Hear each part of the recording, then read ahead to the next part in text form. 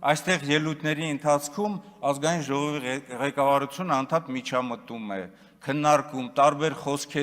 խոսքեր ասում, խանգարում, խրախուսում այն բոլոր ելույթները, որոնք որ իրենց մեջ պարունակում են ուրեմն վիրավորանքներ, ընդդիմության նկատմամբ, անվայել խոսքեր ասել, ինչ է նշանակում, ասենք, մկան ծակ, ինչ է մտնել, ինչ է նշանակում այստեղ լինեիք, տեսնեիք վարչապետը ոնց է ձեզ պատեպատ տալու։ Մեկը լինի այս ամբողջ